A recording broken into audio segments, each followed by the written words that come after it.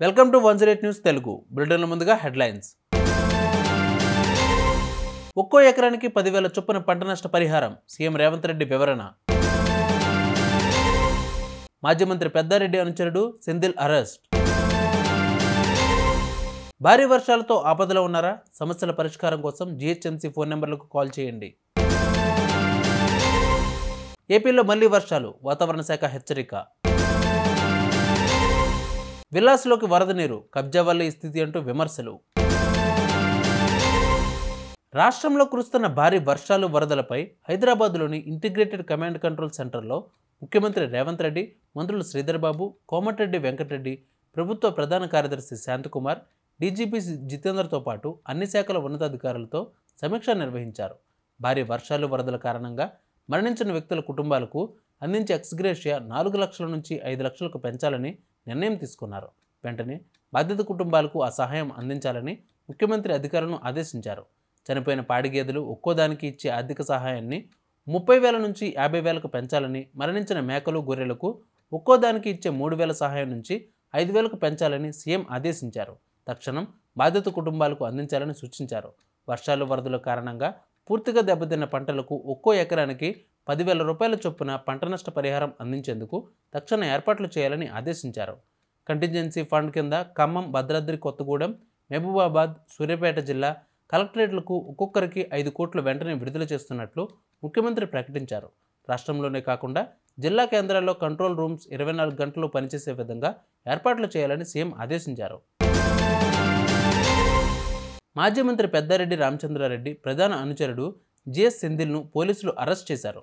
YCP హయాంలో గ్రామీణ విద్యుత్ సహకార సంస్థ చైర్మన్గా ఉన్న సమయంలో నిధులను గోల్మాల్ చేశారనే ఫిర్యాదుల నేపథ్యంలో ఆయన్ను అదుపులోకి తీసుకున్నారు పోలీసులు.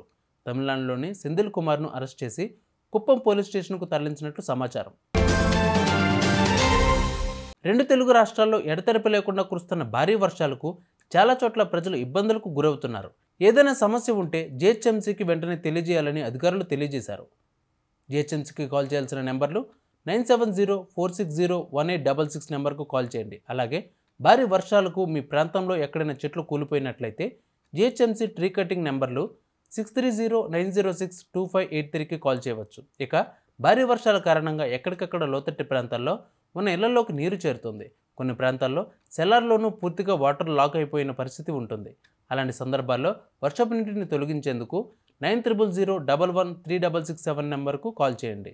ఇక విద్యుత్తుకు సంబంధించి భారీ వర్షాల కారణంగా చాలా చోట్ల విద్యుత్ అంతరాయం ఏర్పడిన సందర్భాలు ఉన్నాయి. ఇలాంటి పరిస్థితుల్లో ఎలక్ట్రిసిటీ కంట్రోల్ రూమ్కు నేరుగా ఫోన్ చేసి ఫిర్యాదు చేయవచ్చు. దాని నెంబర్ 7382072106 నెంబర్కు ఫోన్ చేసి విద్యుత్ పైన ఫిర్యాదులు చేయవచ్చు. ఇక డిజాస్టర్ మేనేజ్మెంట్ టీంకి అయితే 9704601866 నెంబర్కు ఫోన్ చేయండి. ఏపీలో మళ్లీ వర్షాలు కురిసే అవకాశం ఉందని వాతావరణ శాఖ హెచ్చరించింది. సెప్టెంబర్ 5 తేదీ నాటికి పశ్చిమ మధ్య బంగాళాఖాతంలో మరో అల్పపీడనం ఏర్పడే సూచనలు ఉన్నాయని తెలిపింది. కోస్తాంధ్ర తీరాన్ని ఆనుకుని ఏర్పడనున్న అల్పపీడనం ప్రభావంతో ఏపీలో మళ్లీ వర్షాలు కురిసే అవకాశాలు ఉన్నట్లు పేర్కొంది.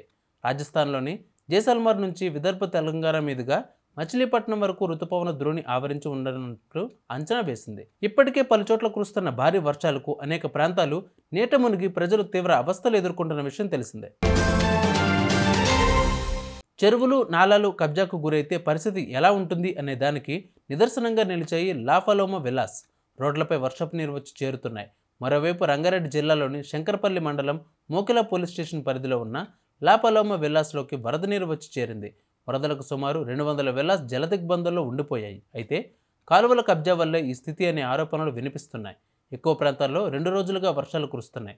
వర్షాల కారణంగా వాగు ప్రక్కనే ఉన్న విల్లాల్లోకి వరద నీరు చేరింది.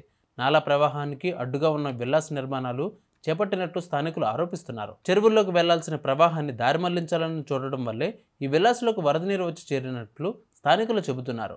ప్రతి వర్షాకాలంలో ఇలా వరద విల్లాస్లోకి రావడం సర్వసాధారణమని, ఇప్పుడు ఎక్కువ వర్షం కురవడంతో ఎక్కువ నీరు చేరిందని స్థానికులు తెలిపారు. చూసారు ఏపీ వాళ్ళ బులెటిన్ అప్డేట్స్. మరిన్ని అప్డేట్స్తో మళ్ళీ మీ ముందుకు వస్తాను. అంతవరకు కీప్ వాచింగ్ 108 న్యూస్ తెలుగు.